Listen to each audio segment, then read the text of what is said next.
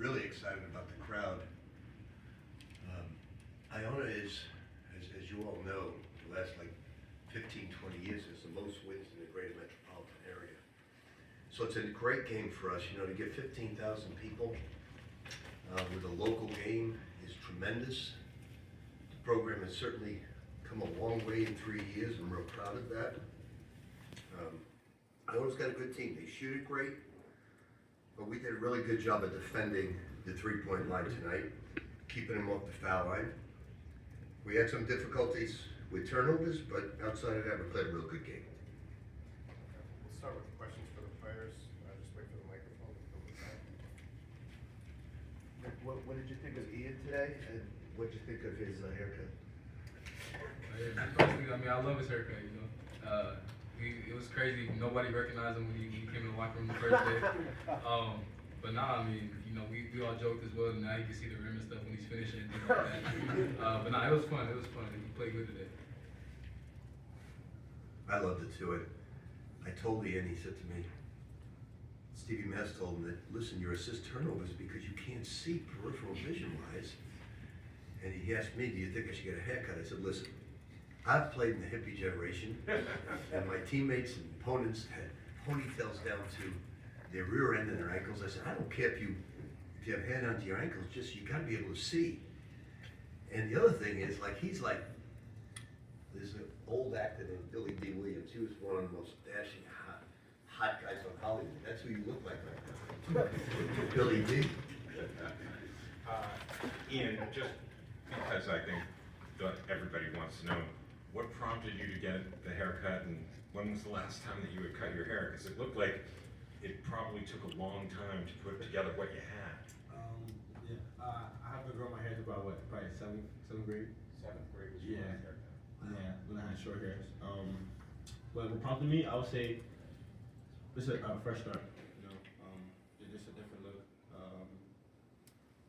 Just a chance to, I wouldn't say restart or start over, but just like to give myself something fresh and something new. So yeah, that's really about it. He used a Toro to cut it. When you say fresh start, was the move to the starting point guard gig part of the fresh start? No. Okay. No. I think prior to that, I already had in my mind, I wanted to start fresh. So the move to point guard wasn't no. Ian, one more about the hair. So you didn't tell anybody that you were getting your hair cut. Like you showed up for practice, whatever day it was, and it was a surprise to everybody. Yeah, I just showed up. I seriously didn't recognize him. I looked at him and I said, that's Ian? Yeah, I just showed up. And Oziyah, back to basketball. When you've been aggressive and hunting your shot and making your shots, you look at the Iowa State game, the Baylor game, the second half tonight, the offense feels and looks a lot different. Can you just kind of explain when you're hunting your shot and you're making shots, what it does for everybody around you? Yeah, I feel like it definitely makes us better just because, Coach tells me all the time, you guys know by now, just shoot the ball. And even when we shoot, even my misses is a chance for us to get offensive rebounds and things like that. So yeah, regardless of making or missing shots, I'm gonna continue to shoot it, and I felt good, man. Ian, you had a great behind-the-back pass that the crowd went wild for. Left Harris made the basket. What was more important, that basket or your haircut? The basket. See how much pub you getting with his haircut? Ian, did you feel like without the hair, did it help you? Let's ask some basketball questions. Come on. All right. So, Rick, what did you think of the second half offensively? The last game and a half has been great, making shots. Do you think Oziyah being more aggressive helped? What Yeah, did you see? I want him. He kept just being a receiver, 6, 7 feet behind the line every time. I want him stepping in every time. I really believe he's the best shooter in the country. I really believe that. I'm not just propping him up. I think he is. He's also got great size, and I think every time he shoots, we have play development sessions in the morning, and in 3 years, including Iona 6 years, his numbers are scary, what he does. So he's got to do more of that. He's a very unselfish young man, and you know, both of these guys have a lot of growth. Ian, like he had 5 turnovers tonight, but it really wasn't bad turnovers. Maybe one. He didn't catch the ball when it was thrown to him on the sideline. Another one. So they weren't bad turnovers at all. Ian is a really good basketball player, and he can go from good to great in a very short period of time because his willingness to learn, grow, get better, great teammate, great guy, everything about him spells greatness down the road. He's just got to obviously, and by the way, his defense has improved immensely. Should have had a couple of rebounds tonight in traffic. He'll get that. But when Oziyah is looking for his shot, we become a better basketball team, and everybody gets fired up with that. Oziyah, you were really making your threes at a pretty good clip, like right through the second game in Las Vegas. The last couple games, you didn't really have the shot so much. When you rediscovered it, like, is there a reason that like it runs hot or cold? Is there something that worked for you today that you found it again?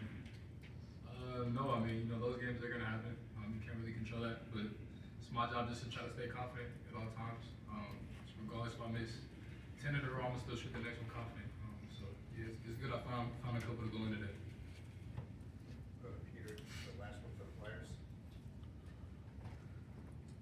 My question for Ian, hearing Rick talk about the path he believes you're on, I'm interested to know just when you say you want a fresh start, like what are you hoping to accomplish? What kind of, I guess, motivates you to do that? What are you hoping to accomplish now moving forward?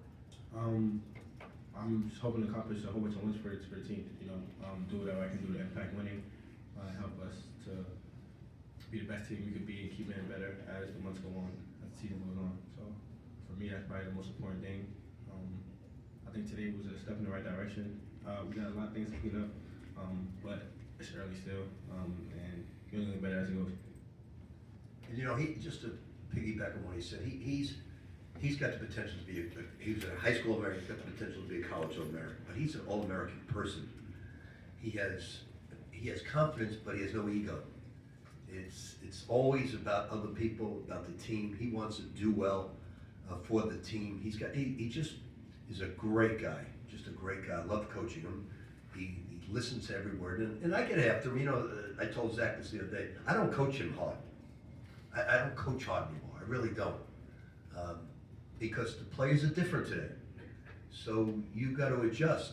They're great guys. As nice a group as I've ever been around in my life. So I don't have to get on him hard. He listens. I want him to shoot more. He listens. And I listen to them. So I don't coach these guys hard because they play hard. They give it to me every single day. I don't have to get on them. They give it. Thanks, Ian. Thanks, Oziyah. See you guys. Our coach, Zach. Just go ahead. Rick, back-to-back games where you've held the other team to 40% shooting. I know you really like your defense against Ole Miss. I think it's average of 61 in the last 2 games. How much of that is Zuby taking it up a notch? It's 8 blocks back-to-back games. It's very difficult to hold this team to 19 three-point attempts. This team, against Oregon State, I think they were down 18. They came back.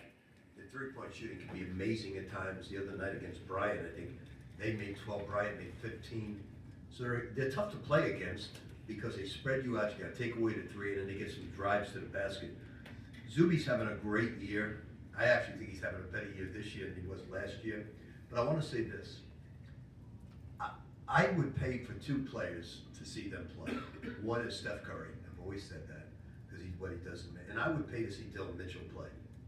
Dylan Mitchell, to me, epitomizes a great basketball player in everything he does. The way he moves, the way he passes, the way he blocks shots, the way he drives, the way he plays defense. Dylan Mitchell, to me, is incredible.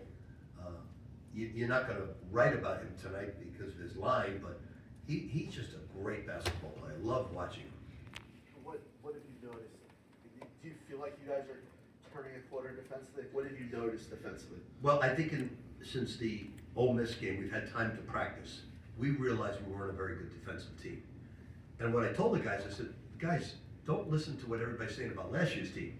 Because last year's team around Christmas time, they weren't very good defensively either. and they became one of the great defensive teams in the nation. So I think we can get to that point. I just think we've got to keep our turnovers down. Last year, I think we were at 10. We got to just keep our turnovers down because you beat yourself when you turn the ball over. Rick, when you were hired at Iona, you talked about building the Gonzaga of the East. In today's current basketball landscape, what's realistic for what Iona can become? You know, Iona, they've hired the right guy, I can tell you that right now. He's terrific.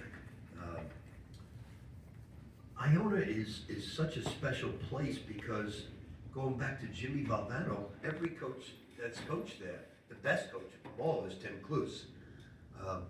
Every coach that coaches there wins. I mean, Kevin Willard got a start there, and certainly I got rejuvenated there. So you know, Iona's a special place with great tradition. The president has done an amazing job. They buy Concordia College, they have a great nursing school. It's one of the few schools in the metropolitan area where the enrollment is way up. So they've improved academically, athletically, their AD's great, the president's great. I owe them so much, and we're gonna play this game every year that I'm the coach. Speaking of local basketball, do you see a time when St. John's can schedule more games against the LIUs, the Columbias, or? I don't. Because I'm just wondering if the ranking. Iona brought 2,000 people tonight. LIU's and Columbia not bringing 2,000 people. Well, it is about money today. And also the TV network, so I was just Yeah. curious. Iona- Now in Philadelphia, that's a Iona big brings thing. 2,000, 2,500 people today. And that's big for Iona. It's big for Iona. And to tell you the truth, I love Columbia, I love LIU, I love all, but I don't love them like I love Iona. Oh, I understand. Yeah. Rick, you've rebuilt programs everywhere. What do you look for in terms of buy-in from new players, and also in terms of your veterans and captains, the emotional intelligence that you want them to model for the team to kind of go through the season? Well, you know, somebody asked me this question the other day about, like, Kelvin Odie gives it to me every single day. And I told Sadiq, I had to get him some minutes tonight, you know, because he deserves it. He's going to be a great basketball player. Kelvin Odie's going to be a great basketball player. But he's on a team that's a veteran team, and there's only so many minutes. Lefty is a really good basketball player, and he deserves minutes. So many of these guys deserve minutes. It's tough to get them. Ruben deserves minutes. But I just want to get the most out of each individual, and it's going to take time. They're all new. Bryce is new. Dylan's new. Starting tomorrow, I got to do a total makeover with Dylan Darling because he hesitated tonight, and you're not gonna shoot great. I got to work on his arc. I go to work tomorrow on his arc, on his game, because he's a great 6-foot guard, and he's lacking confidence right now in his jump shot. They went under in the pick and rolls, and he hesitated. That's the kiss of death. So tomorrow we go to work with. He's terrific. He didn't do anything wrong that Ian was starting. Ian deserved a shot at that, and did quite well. Quite well. Rick, when you've talked about Ian and Josan this year, it's kind of been like collective, like the two of them paired together. Only as sophomores, did you sense maybe over this 2-week period where you haven't had a lot of games that the light has started to come on for both of them in this system? I think the last hurdle for both players is at the defensive end, that when players get in the lane and bogart them, that they gotta physically hold their ground and stop them.